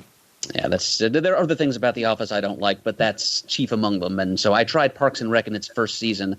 I've been told that it gets much better after that, but I'm not sure that I'd appreciate it even after that point. Ian, it reminds me because I've seen The Office is amazing. I love the English Office too, the original. But Parks and Rec I've watched on and off, and everyone I know watched that show has always come to me and said, "You're the Rob Lowe character on that show." That is literally the case, and I mean literally. I mean, he's far better looking than I am, but I watched like, my God, like the man. I never knew he was studying me, but it's incredible. He's so method. Well, now you know that there's been a camera following you your entire life. Well, between that and Agent Cooper, I feel honored that I've been patterned twice in television. You are the Truman Show, Chris. Good film. Great film. Yeah. Well, Danielle, what else you got for us? I mean, what else have you been up to? What else have you been keeping sane with? I mean, the funny thing is I celebrated 15 years of working from home just recently. Oh, wow. And I'm like, well, nothing's different for me, but now everybody else is living in my world. I don't know. My town shops getting really creative about how they're going to sell things during this time period. Hopefully things will be okay pretty soon and they can slowly reopen and, things will still be, I don't know what'll happen, but I've actually been getting to know conveniently for this book, getting to know people in town a lot better because we're all trying to support each other. So it's a lot of like, oh, does anybody know somebody who sells chicken eggs right now? Yes, of course. Of course someone knows somebody. It's like the currency of Shepherdstown is local eggs. So I've just been busy getting to know people in town and learning more about it. It's been fodder for the book. That's cool. No, it's nice to have a deadline again. My life has always been quite boring over the past several years, at least, without the travel, at least. Whenever I'm at home, it's pretty dull. So I don't have much to tell you besides now I finally have something that I'm sharing again. Well, clearly, the more research you do about the town, the more research you do about the people in the town, the more you can do in Elephant Town. Yeah. And we have some weird people in this town. So it's been really good already. No spoilers. Oh no, just weird. That's all I can say. Awesome. Well, it's certainly a good buy-in. $2 is actually pretty damn good, considering that I know people who charge buy the release or buy the or $10 per month and stuff like that. So it's a very low buy-in for what's going to be a very high quality book. Oh, well, thanks very much, guys. Thanks for having me on. I miss y'all's voices. Oh, thanks for coming on. Of course. Our pleasure. My friend, you're a tonic for the spirit as always. Oh, my God. You're something. Yeah, we know that. I love you. Oh, man. Give your Twitter and all that jazz. Oh, yeah. All right. It's D. Corsetto for everything except the Comcast email that was stolen from me by Dominic Corsetto. Asshole. Meanwhile, he's listening going, I never knew. You are on notice, Dominic. You hear that? You are on notice. You can find me on Twitter or Instagram. I think pretty much anything. D Corsetto. That'll get you there. All right, cool. And I should point out your Instagram is especially wonderful because you're always posting drawings on it. Like Thanks, you're doing drawings in your town, or like if you really want to appreciate what a superb artist Danielle is and what her range is, check out her Instagram. Oh, thanks. Yeah, I've been doing a lot of drawings of buildings in town to get prepared for this because it's a very settings-heavy book. Love when I see you do the sketches of town buildings. That was awesome. Oh, thanks, man. There's going to be a lot in this book. Excellent. Yeah. Well, I can't believe Chris knows what Instagram is. I'm kind of floored by that. Well, barely, my dear. Let's not get ahead of ourselves. Barely. Well, literally, image 3 on your Instagram right now is an image of I'm not worried about running out of toilet paper, and oh yeah, I have been doing some dumb little comics too. So you can find those on Instagram as well. Yep. All right. Well, thanks for coming on, and obviously you are always welcome. Oh, thanks, guys. You're always welcome to have me. Yeah. You can always feature me. Not a problem. Well, that was awkward. I mean, sure. Respect for me. Magnificent. Absolutely magnificent. There's no better way. Classic Danielle. Good and weird. I told you I've been working from home 15 years. I don't know how to talk to humans. But you sure do know how to talk to animals. I do. All right. Take care, Danielle. We'll talk soon. All right. You guys too. All right. Thanks. Farewell, my friend. How much fun it is to catch up with Danielle. Oh, Every damn time. Yeah, amen to that. You get out of your shell so much, Chris. And mind you, you're out of your shell to begin with, but even more so whenever Danielle's around. Well, we've known each other for 17 years, and there's a lot of we go way back when it comes to our humorous appreciation of each other. So I love it. Yep. So I got another book that I want to discuss with you, gentlemen, if you don't mind. Okay, please. So there was a sale on Abrams Comics Arts books on Comixology. They have great stuff. They do, yes. Yeah. It's actually still going on right now, the sale. But the book in particular that I picked up is written by one of my favorite writers, Peter J. Tomasi. Oh. And it is not in the realm of superheroes. It is The Bridge, How the Roeblings Connected Brooklyn to New York. Wow. Yeah, it is all about the history of the Roebling family, John Augustus Roebling and Washington Roebling, and how they went about building the Brooklyn Bridge. And it's a really well done historical tale that kind of reads like a movie in some ways, like one of those, like historical pieces that they've been releasing a lot of lately. And it's 214 pages. It was released back in 2018. And I highly recommend it. It's a nice piece of New York history. Is this a graphic novel? It is a graphic novel, yes. Art is done by Sarah Duvall. And colored by Gabe Itab and John Calise. So it's only going for $3 right now on Comixology. So anybody who does want to read it digitally, this is the time to do so. And I'm very glad I picked it up because shockingly, I like New York history.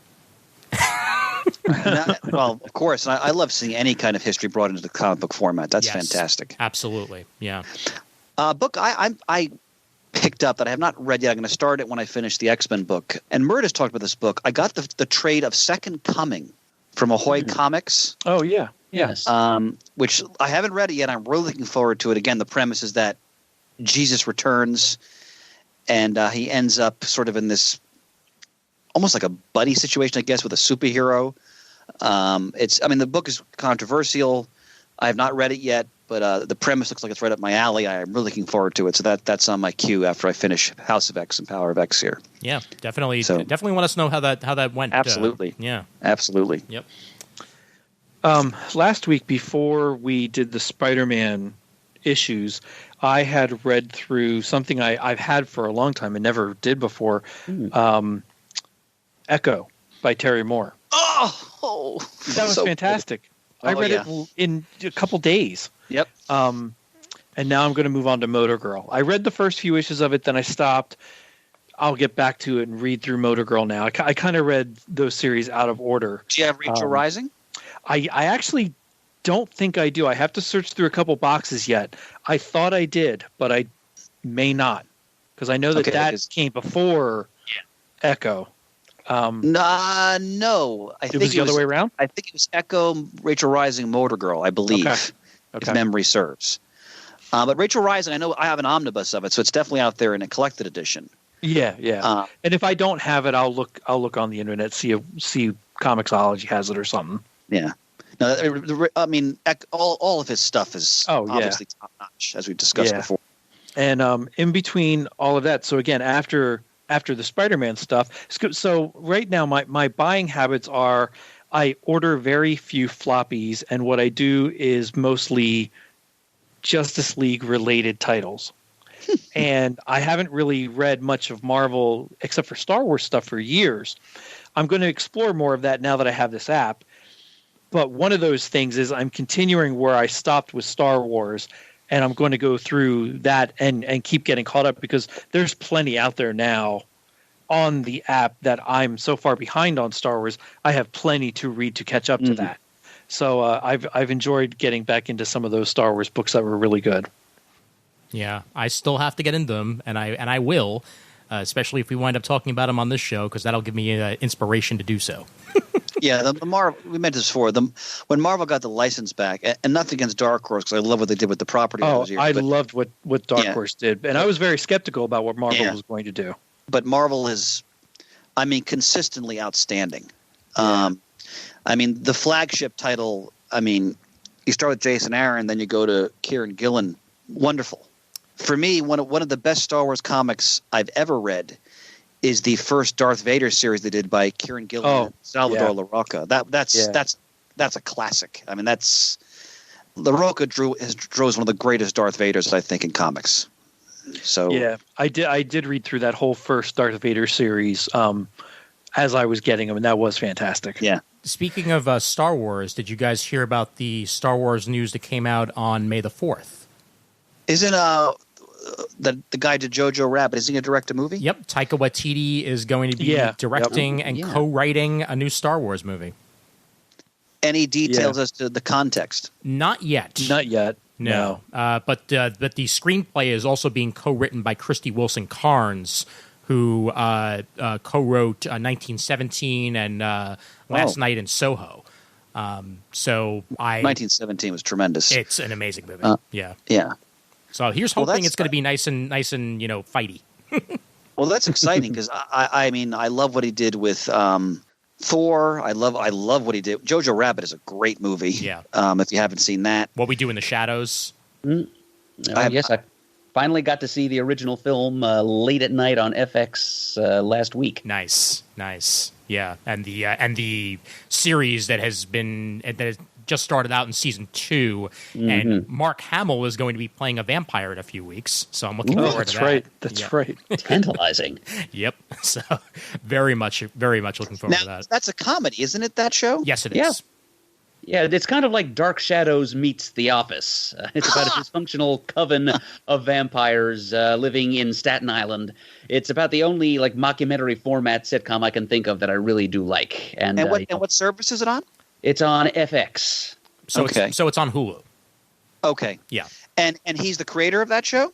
Yes. He directed and wrote the original movie, which was set in New Zealand, and now this is the show, which is set in Staten Island. And what's the name of it again? I'm sorry. What We Do in the Shadows. Who's in the movie? The movie has a lot of people you would recognize in it, mostly from British comedies. Jermaine Clement of Flight of the Conchords. Yep. Oh, wow. It's a great show. Taika does play a character in it, so he also acts in it. Jonathan Brugge, who I've seen in a few things. It's mostly just an ensemble, New Zealand / British cast. All right. Yep. I'll put that on my list. Yes, indeed. And the other thing was Robert Rodriguez is going to direct an episode of The Mandalorian season 2. Oh, wow. Cool. So that's going to be fun.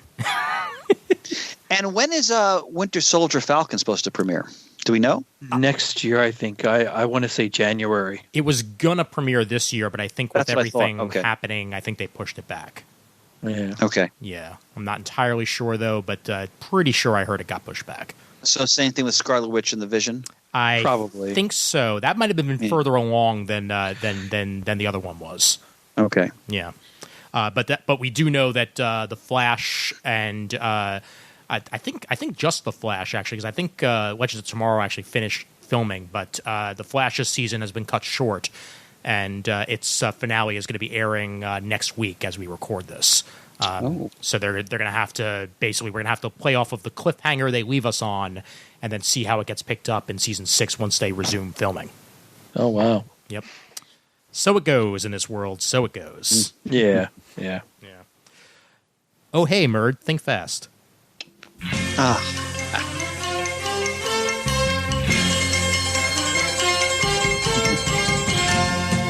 Play it, baby. The glory.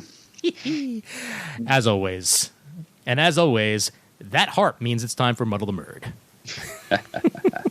That's right, folks. It's trivia time. Yes, it is, and tell them all about it, Murd. Okay. All right, Muddle the Murd. I can pronounce the name of it correctly. Muddle the Murd is our running trivia segment here on Comic Geek Speak. It's the part of the show where you, listening at home, get the chance to send in trivia questions to try to stump me, the Murd. And if you succeed in doing so, you will be mailed a fantastic prize at the Murd's own expense.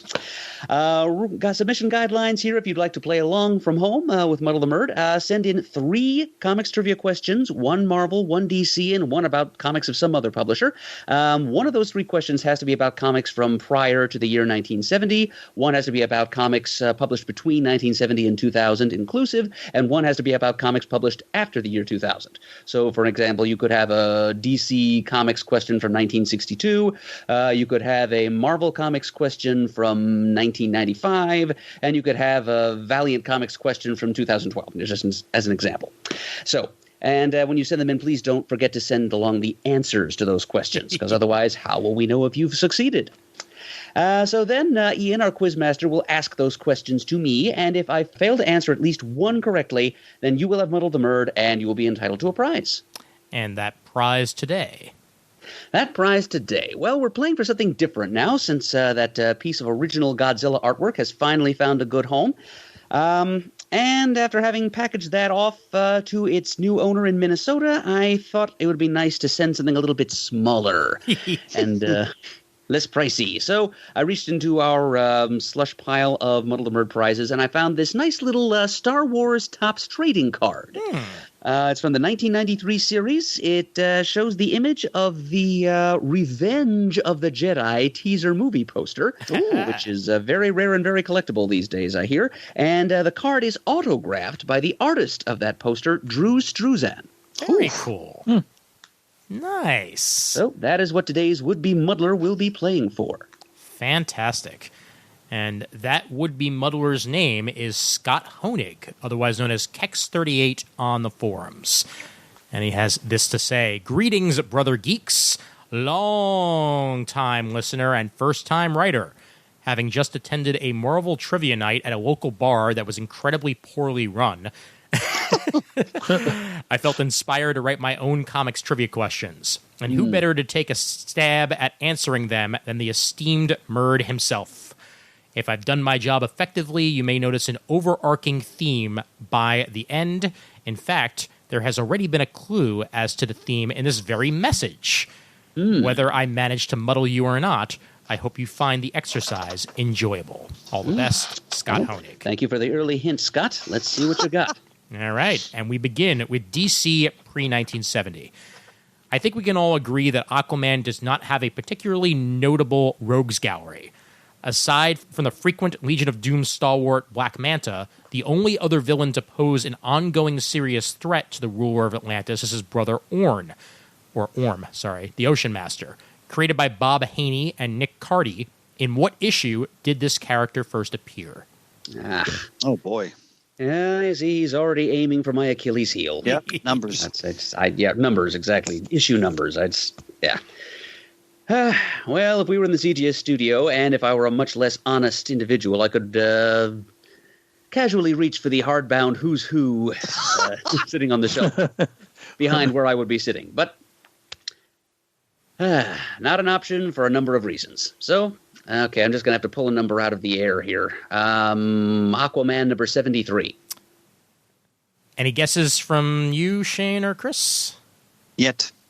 No, I would think something in Adventure Comics maybe, but I don't know. The correct answer is Aquaman number 29 from September 1966. Well, phooey. And the second question, independent 1970 to 2000. Brothers Gilbert and Jamie Hernandez are well known in the independent comics field. Perhaps their most famous creation is Love and Rockets, which helped launch the indie comics movement of the 1980s. What outfit publishes this long-running series? That I really ought to... I think I will recognize this when you tell us. You almost definitely will. Nope. All I can come up with here is Los Bros Productions. Nope. Any guesses from the other two? I should know this. I can't. Damn it! I should know this. I can't think of it. Shane? Oni? Nope. The correct answer, Fantagraphics. Oh God! No, I would have never gotten that. I thought it was should have known they that. were doing on their own, but nope. Yeah. That makes sense. Yep. Fantagraphics books. That was a good question. Very good question. All right, we got a muddle on the line here. It all comes down to Marvel post-2000. Yep. And this one's going to be a good one. Here we go. Marvel 2001 to present. For years, X-Men readers were teased that there may have been a third Summers brother. X-Men. Early clues pointed to Gambit or the short-lived Adam X the Extreme. I remember him well. I still have his first appearance and its polybagged trading card. Outstanding. As Cyclops and Havoc's unknown sibling. Ed Brubaker and Trevor Hairsine's 2005 miniseries X-Men Deadly Genesis. Great miniseries. Introduced the definitive third Summers brother. Identify both the code name and real name of this character. Now that is a legit question. Yep. It sure is. Well, I can answer half of it without thinking too much. Kid Vulcan. Yep. But, yeah... Now I have to come up with the actual given birth name of this third Summers brother, whose first appearance I am about half a decade away from actually reading. But I'm setting myself up for this by structuring the rules as I do. You know, you got to have a question post-2000, and I've only read about 5 years' worth of comics post-2000. All right, so it's something Summers. We can rule out Scott and Alex. So it's got to be, all right. His father's name is Christopher. His mother's name is Catherine. What is a good name that a Christopher and a Catherine would give to a third boy behind a previously born Scott and Alex? Oh, right. What were popular names at the time? There's got to be a process here. You know, when all else fails, use logic. Yeah. Hint, the last name is Summers. Oh, boy. Thank you. You're a lifesaver. Now, wait a minute. Hold it. Now, Scott did say there was a pattern here. All right, so we've had Fantagraphics books. We've had Ocean Master. Or maybe the pattern is just brothers. I don't know. Fantagraphics, Aquaman. All right, Summers, okay. Matthew Summers. Looks like the pattern was indeed brothers, and that is not his name, unfortunately. But Chris, Shane, any guesses? I'm in the same boat as Bird. I knew his code name, but I don't remember his civilian name. Shane? Gabriel. You got it, sir. No, I looked it up. Shane. That's all right. Wow. Man, I thought you yoinked He's that allowed. He's one. not in the hot seat. I know. Yep. Vulcan Gabriel Summers. All right. Yep. Well done, sir. This is 2 muddles in a row, and both to listeners named Scott. Go figure.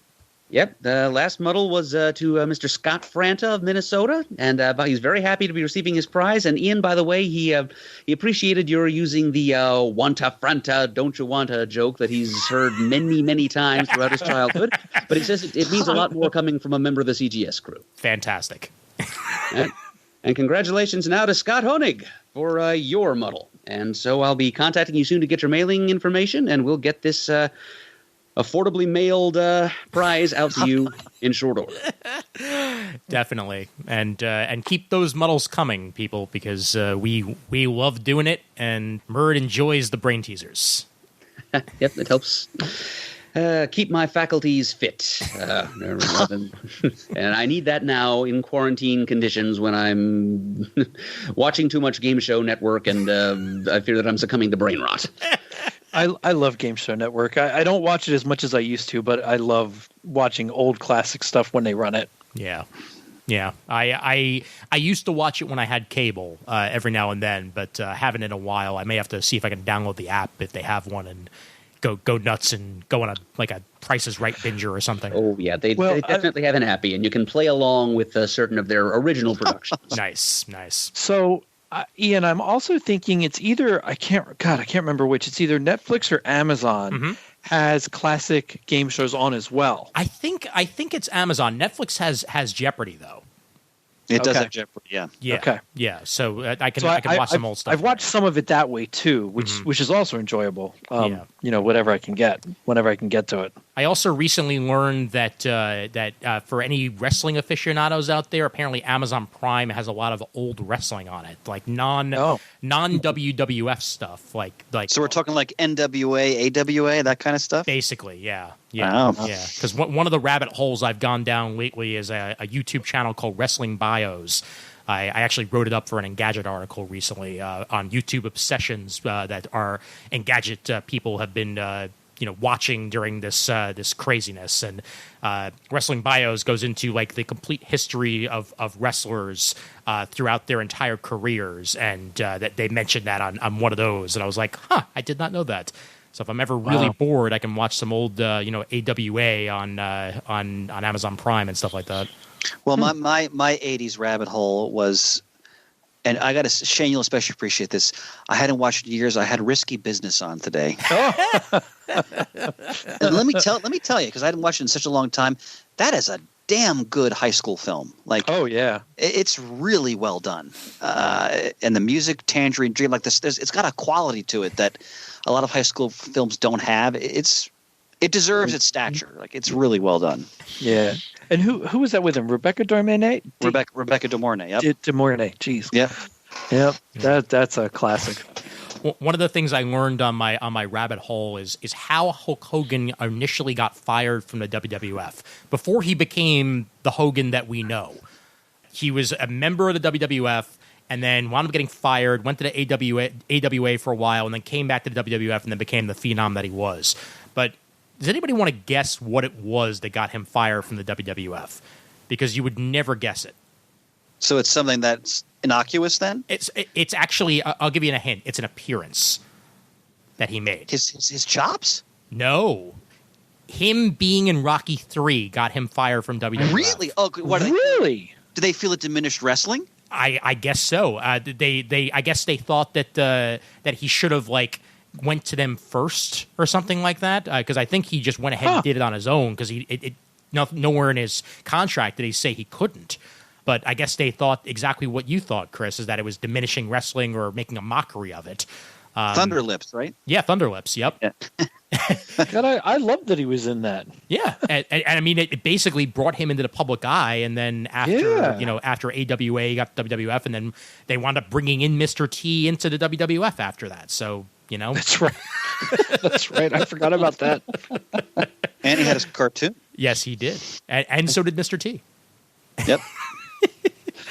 Oh boy. And I watched both of them. Yeah. Despite not really being a wrestling fan. Yep, I can say I did watch some. I did not watch every episode. I did watch more of Mr. T's cartoon than Hulk Hogan's, but I did watch some. Yeah, and I was no wrestling fan either. Oh, I when I was 12, I had a Hulkamania T-shirt. My dad would take me to local matches and Madison Square Garden.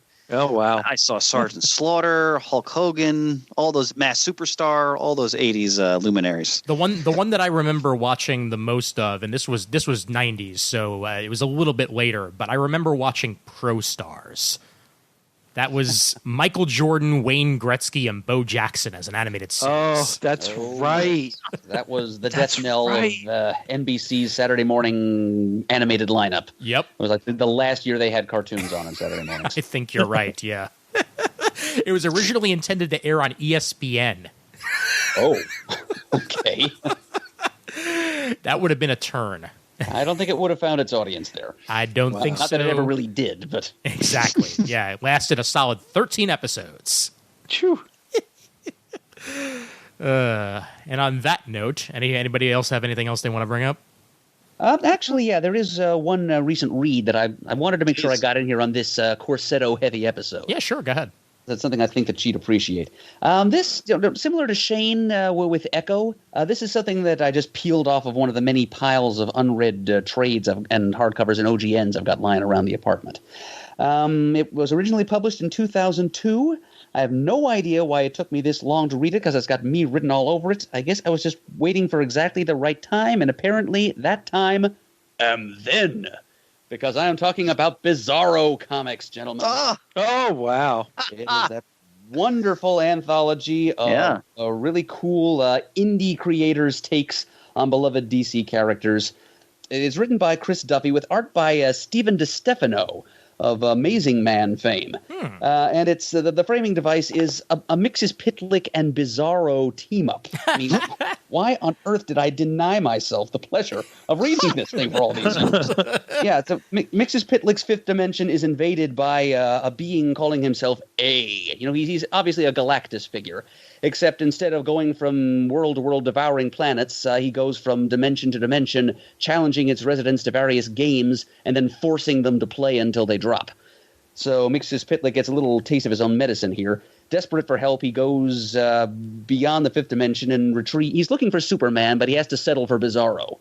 And Bizarro then challenges this cosmic gamester to a comics-making competition. And he cranks out 100-plus pages of comics, and that's what the reader is treated to for the middle part of this anthology. It's all these different wonky takes on DC characters by dozens of indie creators of the early 2000s, major and minor. Let's just they're all listed in alphabetical order on the back of cover of the book. And just to name a few here, this is where the world finally got that Kyle Baker written and drawn Letitia Turner Superman's babysitter story. Yep. That they had to recall the Elseworlds 80-page giant that it originally appeared in because it showed baby Superman in the microwave, and that was too controversial. But by 2002, I guess they'd gotten over it and they put it in here. I mean, this is all ages appropriate stuff. I mean, the stories in here, despite the occasionally racy reputation of some of the creators, it's all like PG at most. So it's accessible to kids. But Kyle Baker's work is in here. We got Eddie Campbell. We got Paul Pope. We got Evan Dorkin a couple of times over. Sarah Dyer, Bob Fingerman of Minimum Wage. Mark Crilly of one of Jamie's favorites, Akiko on Planet Smoo. Jay Stevens of Jet Cat. Andy Merrill, who played Brack on Space Ghost Coast to Coast. Tony Millionaire of Sock Monkey. Will Pfeiffer. Marie Severin. Carol Lay. Jill Thompson. Craig Thompson. Andy Watson, Dean Haspiel, the list is the Chip Kidd, James Kachalka, the list goes on. Best of the bunch, in my opinion, though. There's one story that it's actually a classic Silver Age Bizarro World story. Oh, wow. Written by Golden and Silver Age Superman scribe Alvin Schwartz, who was one of the writers who originated the Bizarro and Bizarro World concepts in the Silver Age, and who also has the distinction of writing the first Batman-Superman team-up story, despite his thinking it was a very bad idea even at the time. So he wrote this thing, and Roger Langridge provided the Bizarro World art. And it's the best Bizarro story I've read in a long time. Wow. You know, it's about the most bizarre bizarro of all, who goes against the counterformist anti-Earth culture of Earth, and instead of just doing opposite of all earthly things like his bizarro compeers do, he's a true nonconformist. He names himself Boing and starts walking around on his hands and saying doodah doodah all the time. It is delightfully strange. And the same can be said of a lot of the other stories in this volume. It's a really diverse collection of weird and wonderful stuff. And as I said before, it's affectionate, and it's not profane in any way. You could give this to your 9-year-old if you wanted, and they'd probably enjoy it. So yes, I highly, highly recommend the Bizarro Comics anthology from 2002. It's available in either hardcover or softcover. It's got this great matte graining cover of Bizarro #1 blowing square soap bubbles, with each with a different DC character trapped inside of it. So it's a distinctive image. Yeah, seek it out if you didn't, when you should have 20 years ago. I'm sorry I'm so late to the party. But. Yeah, Murray, that's a great trade. I always had that in stock when I had the shop. It's a great trade. I know you did, Chris, because yours was a quality establishment. Thanks, pal. And there was a follow-up in 2005, I believe, called Bizarro World. Yes, and I'm just realizing I don't even own a copy of that. Oh, wow. Ooh. Yeah, I mean, I'm not sure. I think I was probably waiting for softcover on that, and I'm not sure they ever came out with a softcover edition. Apparently there is a paperback available on Amazon right now for $8. Secondhand, I'm assuming? I'm assuming, yes. Okay, well, I'll have to track that down, Ian. Thanks. Yep, no problem. Yeah, because the hardcover is $25. So I think if they're telling the truth about it being a softcover, either way, it's listed for $7 or $8 on here. So I think that's well worth a buy. Oh, you bet. Right on. Well, the only other thing I wanted to bring up was some Star Wars May the 4th Day stuff. I listened to classic Star Wars movie and some of the rise of Skywalker. I did forget, and I almost forgot, I should say, but I did finish the new season of the Clone Wars that dropped that day also. That was fantastic. I actually like Rebels as a whole better than Clone Wars cartoon, but this last season has been great. These last 3, 4, 5, maybe 6 episodes have been out of this world fantastic. I highly recommend if you didn't watch it, especially the last 3 or 4 episodes of it. It's just mind-blowing. Shane, does it take you right up to Revenge of the Sith? Oh yeah, and okay. Intertwines with it. It really? does a fantastic job. And later in the evening, I was just trying to figure out something to do Star Warsy yet, and I ended up. I was rewatching Rebels, and I didn't realize just how close to the end I was. I finished that, which brings a tear to my eye every time, and is just a fantastic ending to that series. And then I started reading just a little bit for fun. What's it called? My God. Oh, Heir to the Empire. Mm-hmm. And I read a couple Star Wars comics before I went to bed. Shane, I had you really answered a clarion call there, man. Yeah, I had a fun-filled Star Wars evening and afternoon. Yeah, it was good. And then what did you do for Revenge of the Fifth? Nothing. I was watching. God. I was listening to anything not Star Wars. I mean, I was Major League. I think I had on Dodgeball. I had on Major League. Crazy Brewster's Millions. I ran. Man. Yeah. I didn't actually do anything Star Wars related on the 4th, and it's the first time in a couple years that I haven't, although I am going to sit my butt down and finally watch through all of Clone Wars, because I'm on season 2, I think, so I have a long way to go. And it's good. Don't get me wrong. I do enjoy it, but I think Rebels is a better story. Yeah, and I need to finish Rebels as well, because I think I've said before on the show that I was watching it and then I fell off of it, and then before I knew it, it was all done. So I need to go back and do that. I really hope they do something more with Rebels. I hope they do something else with some of that. Yeah.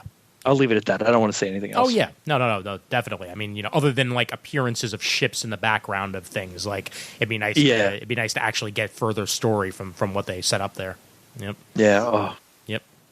They do a good job till the end of that show. All right. Are we at the beginning? No, sorry. That's not bizarro enough. I need to do better than that. Emma swallowed our bolt. Much better. And on that note, I believe we have. So, Shane, whenever you're ready. Take a step, brother. All right. Visit us at comicgeekspeak.com. To send us an email, the address is comicgeekspeak@gmail.com. To leave a voicemail, the number is 267-702-6642. Stop by thecomicforums.vanillacommunity.com and check out Danielle Corsetto's Patreon page for Elephant Town. Like us on Facebook, follow us on Twitter. I did that backwards again, second time in a row. We would like to thank everyone who contributes to the show. We appreciate it. Please continue to send in Muddle the Merds. They're always a lot of fun to go through and listen to, and I never get any of them right. And as always, we are uniting the world's mightiest heroes, one listener at a time. Hey, wrong one.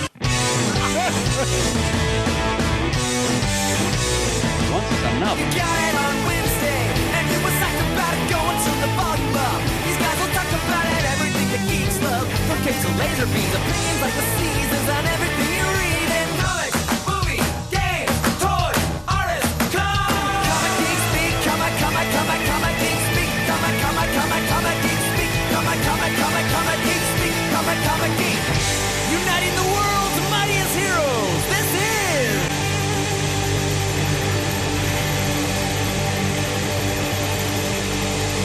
Comic Geek Speak. Hello.